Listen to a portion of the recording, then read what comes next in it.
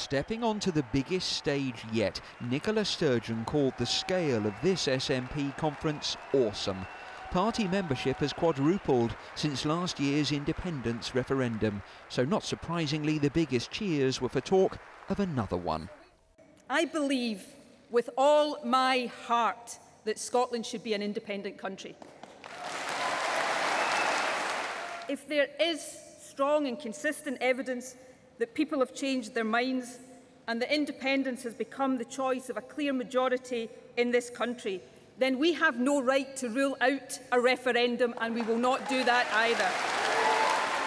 It may be an easy sell to party faithful at this, their largest ever conference, but beyond here, as the First Minister explained, there's a longer task ahead.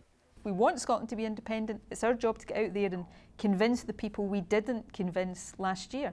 There are no shortcuts to this. It's never going to go away, is it, the issue? Now it's here. Well, 45% of people last year in Scotland voted to become independent.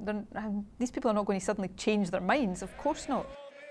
And although she herself doesn't sit in Westminster, Nicola Sturgeon told me the SNP, not Labour, are now the only serious opposition party. So far it seems that Jeremy Corbyn's big issue is not getting the SNP to agree with them, it's getting his own party to agree with them. And as long as Labour are so divided and in disarray, they're going to be unelectable. You're a stronger leader than Jeremy Corbyn. You're more effective in your role than he is. It seems to be what you're suggesting. With the greatest respect, I'll leave other people to judge that. I will carry on doing the job I'm elected to do, and I'll let people judge. And on being judged, what about that label, the most dangerous woman in Britain? You know, that's part of my job. It's part of the responsibility I have. Does it hurt, though? Leader.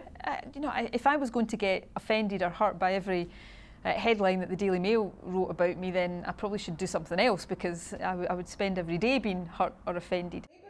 There is no plan for a career change, and Nicola Sturgeon will seek re-election as First Minister next May. She inherited the role when her predecessor stepped aside after the failed bid for independence.